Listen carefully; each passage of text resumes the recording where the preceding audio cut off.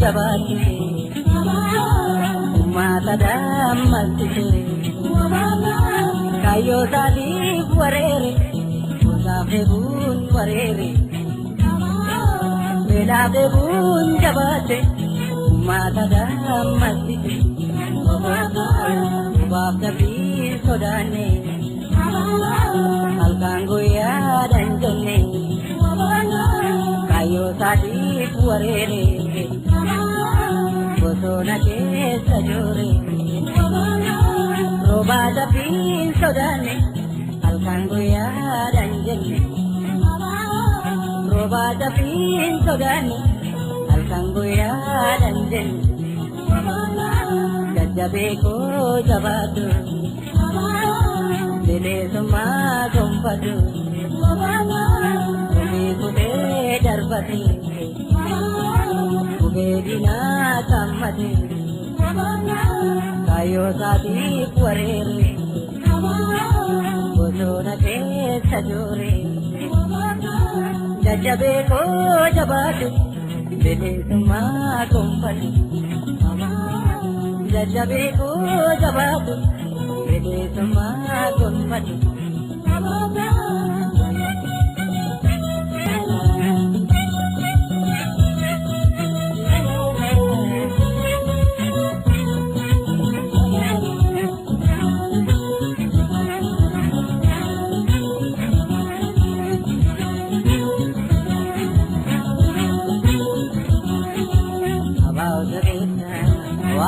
baleta jake sajasa lafe se bogeta kagisan mara daha barbadeta abao jabeta wafiya baleta jake sajasa lafe se bogeta kagisan mara daha barbadeta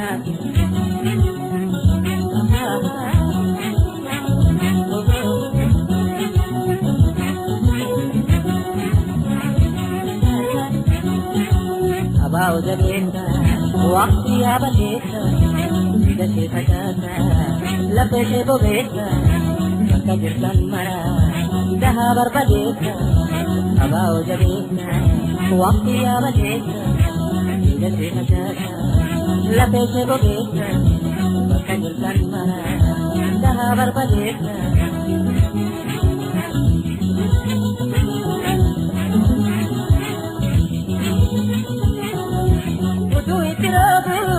Ombina tabaka, budu itirabu, radabna tabaka, wabuki wabuka pamurka, isake kadema isodane taka, budu itirabu, radabna tabaka, isake kadema isodane taka.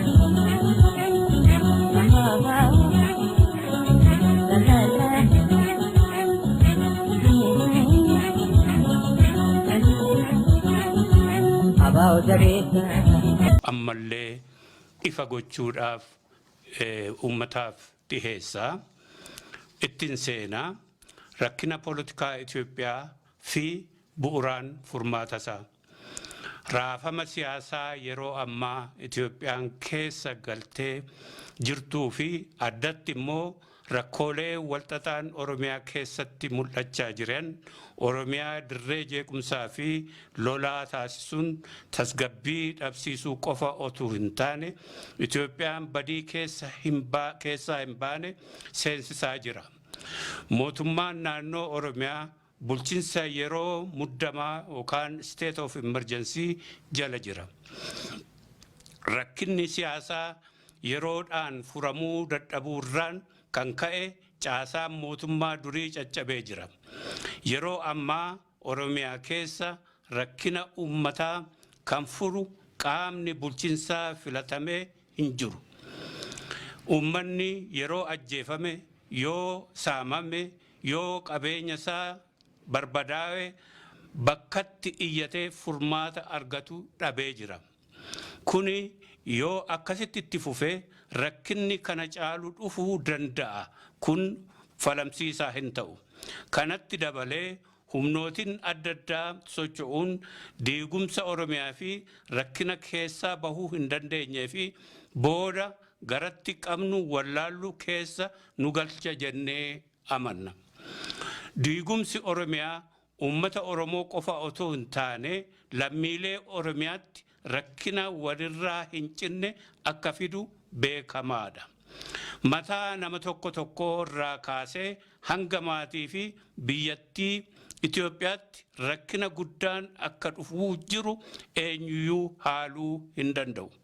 Kanaaf sabatinsaa fi nageenya waaraa argamsiisuuf fallii fi malli daddaffiin itti soqamuun hedduu barbaachisaa tahee argama.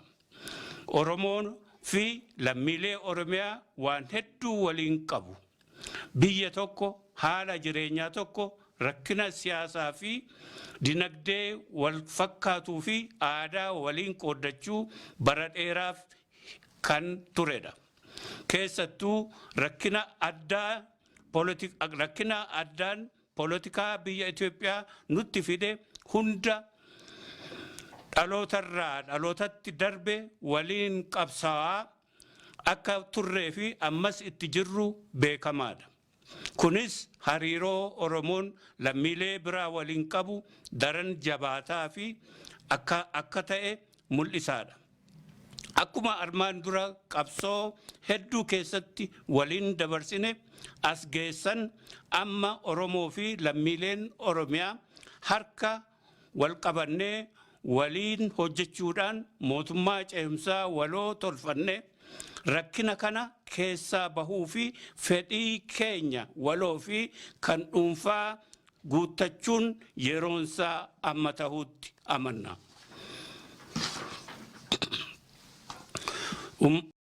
Ummatoonni Itoophiyaa waliigala naannoo Oromiyaa tasgabbeessuu keessatti gahee keessan bahuu, lammii keessan Oromiyaa keessaa jiraatu baraaruu qofa osoo hin taane akka biyyaatti waan waliin qabnu bu'uureeffachuu nu gargaara jennee amanna. Diigaminsi Oromiyaa waan inni fiduu danda'u hedduu bal'aadha. Rakkina Oromoo fi lammii Oromiyaa keessa jiraatan qofa otoo hin taane rakkina biyya Itoophiyaa waliigalaa fi dhibdee gaanfa Afrikaa akka ta'etti hubachuu qabna.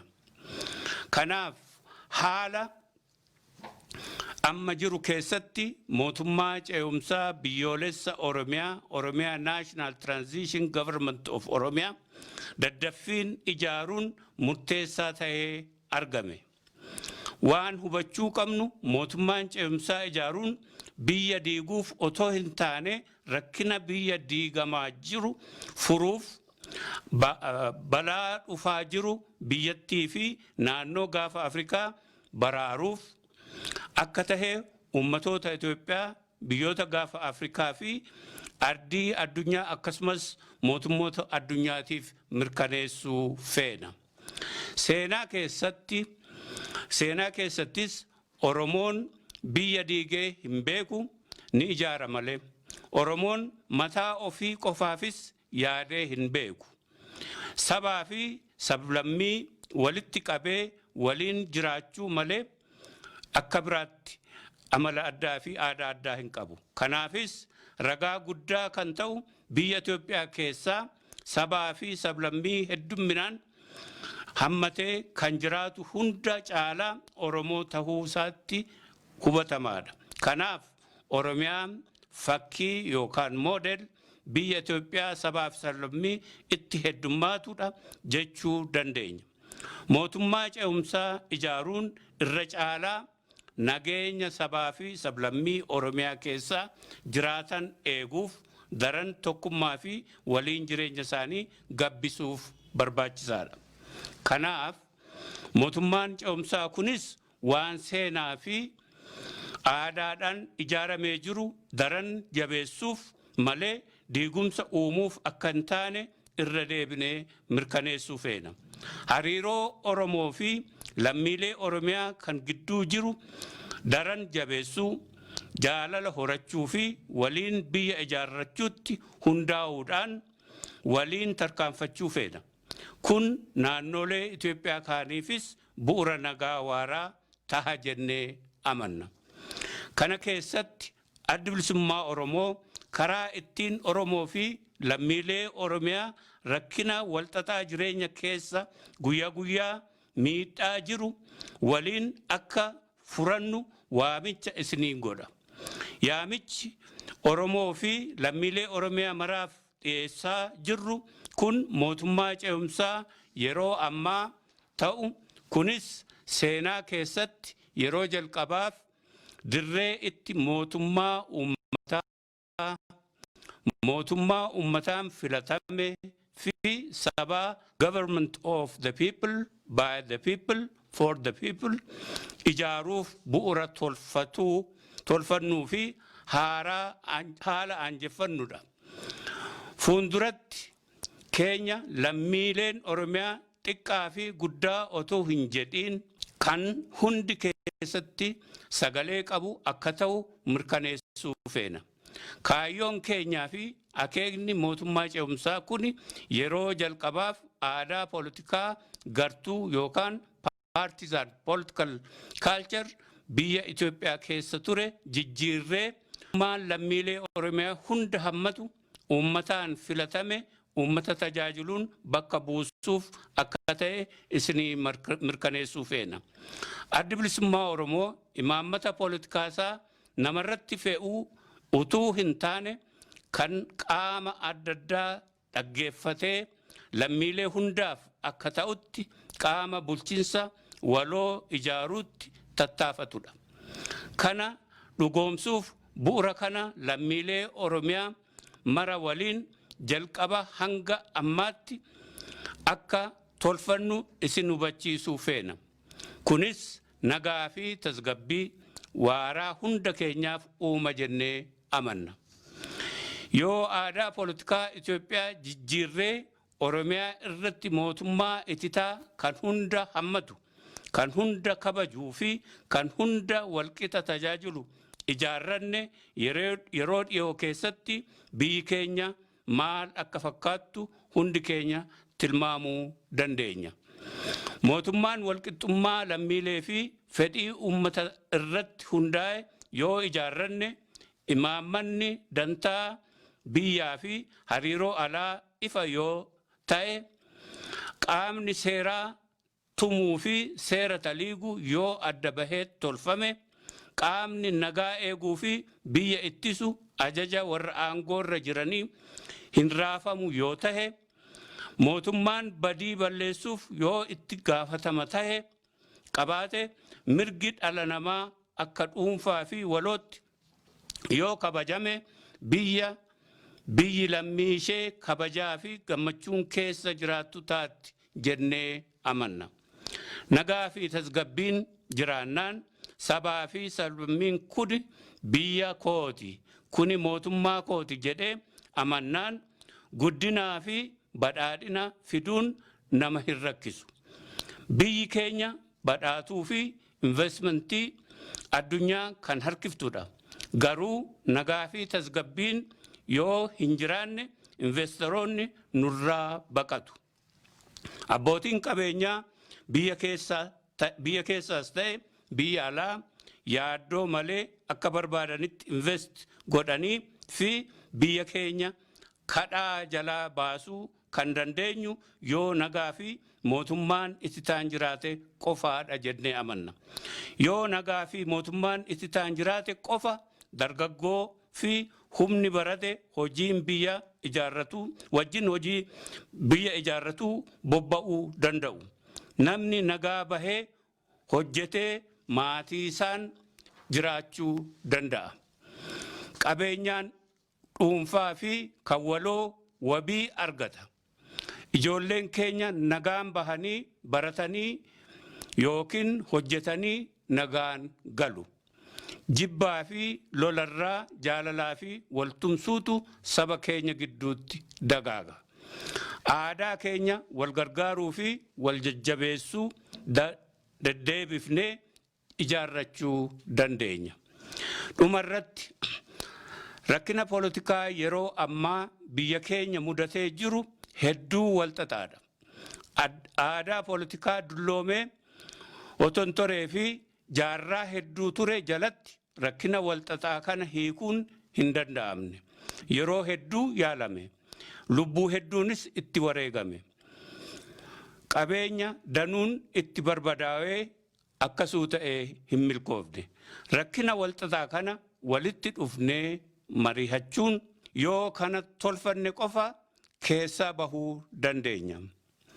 Ammatti karaan jiru tokkichi mootummaa ce'umsaa biyyoolessa Oromiyaa kan bu'uura nagaa mootummootaa fi naannolee kaaniif tahuu lammiilee Oromiyaan waloon ijaarrachuudha. Kunis bakkatti qooda keenya hirmaannuu fi fedhii keenya keessatti ibsannu ta'a. Akkasumas rakkina nagaa fi tasgabbii amma keessa jirru furachuu kan dandeenyu walitti dhufnee mari'annee mootummaa ce'umsaa biyyoolessa Oromiyaa yoo dhaabbanne qofaa ta'a. Addi Bilisummaa Oromoo ijaarsa mootummaa ce'umsaa kana hojiitti hiikuuf waan qabu hundaan itti bobba'ee milkeessuuf akka hojjetaa jiru mirkaneessuu feena. Yaada uummataa fi kanneen dhimmi ilaalu hunda fudhannee akka uummataaf ta'utti bulchiinsa waliin tolfachuuf yeroo hunda qophii akka taane isinii mirkaneessuu feena. Addi Bilisummaa Oromoo adeemsa bu'uureessuu mootummaa ce'umsa biyyoolessa Oromiyaa kana karaa adda addaa isin quunnamee hojiitti hiikuuf akka isin waliin mari'ate hojjetu isinii mirkaneessuu feena. Maa irratti lammiilee Oromiyaa fi lammiilee saboota kaanii waggaa 50 darban falmaa mirga dimokiraasii, mirga ummatootaa akka kabajamu fi walqixxummaa sabaa fi sablammoota falmuu irratti lubbuu isaanii dhaban hundaaf kabajaa kiyya dabarsuun barbaada. Addatti immoo kabajaa bara baraa qabsaa'ota keenya kanaan nu gahaniif haa ta'uun jedha. Akkasumas humna nagaa eegdota biyyaa uummata golguu, uummata waliin akka dhaabbatanii fi nagaa buusuuf otoo falmanii lubbuun isaanii darbe kabajaa fi ulfina kennuufii feena. Akkasumas addatti humna poolisii fi nagaa eegdota Finfinnee kanneen kabajaa ilma namaa tiksanii fi hojii isaanii seeraan hojiitti hiikuu yaalanii haala dhiphuu siyaasaa rakkisaa keessa maatii fi jireenya isaanii dhiisanii halkanii fi guyyaa nagaa uummataa eegan hedduun dinqisiifadha. Akkasumas namoota akka dhuunfaatti, akka garee fi akka jaarmiyaatti nu bira dhaabbatanii akka murannoo keenya jabeessine bakka amma jirruun nu geessisan hunda galatoonfachuun fedha.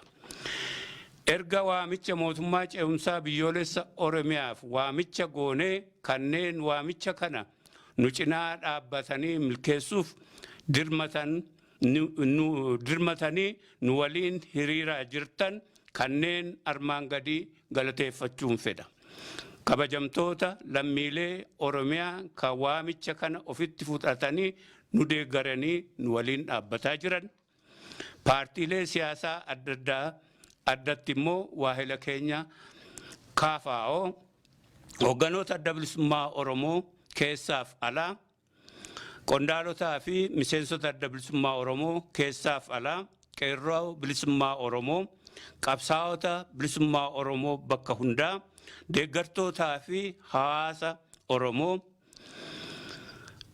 the Oromo Scholars and Professional Group, Oromo Global Forum, hoogganoota amantii adda addaa sagalee uummata keenyaa ta'uun waamicha dabarsitan, Global Oromia Journalist Association, gartuu deeggarsa sochii 39 idil addunyaa, koree miseensotaa fi deeggartoota adda bilisummaa Oromoo akkasumas kanneen dhimma hidhamtoota siyaasaa lammiilee Oromiyaa fi akkasumas hidhamtoota kaan hiiksisuuf ijaaramanii sochii jalqaban kanneen maqaa isaanii dha'uu dagadde hundaaf galata keenya galchina. Waan na dhaggeeffattaniif galatoomaa. Injifannoo uummata bal'aaf. Daawud Ibsaa, Haayiduree Adda Bilisummaa Oromoo, Onkoloolessa 8/2020 Finfinnee.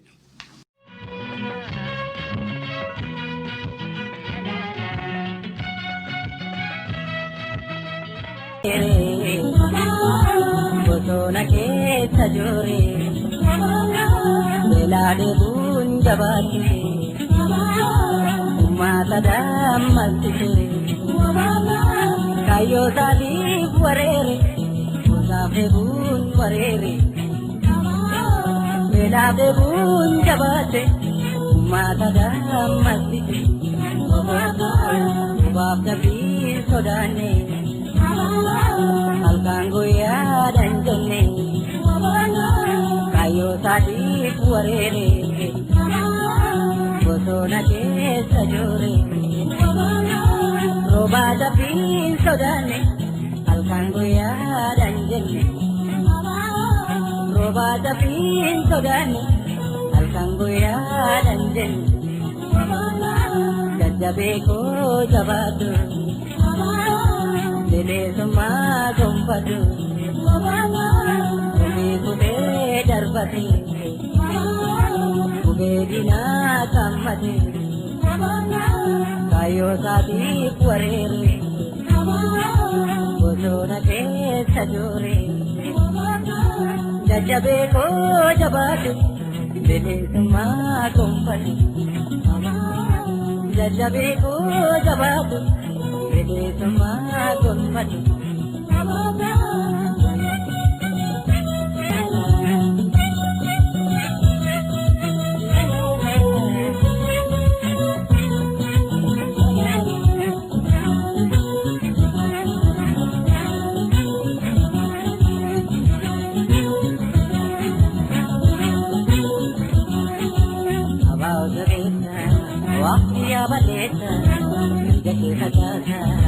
Lafee bogeessa akka jirtan mara gahaa barbadeessa abaa'oo jabeessa waaqni yaabadeessa gadi facaasa lafee bogeessa akka jirtan mara gahaa barbadeessa.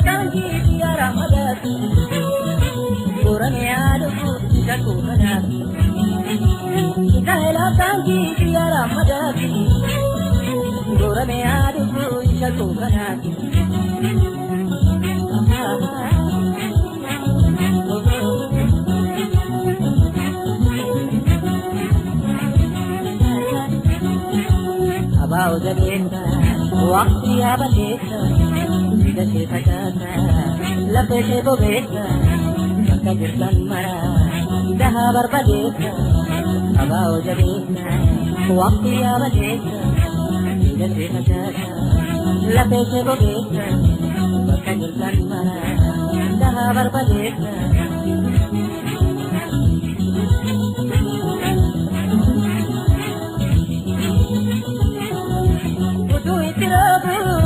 Ombila tabaka, butu itirabu, radab na tabaka, wabuki wabuka pamurka, isake kadema isodane taka, butu itirabu, radab na tabaka, isake kadema isodane taka.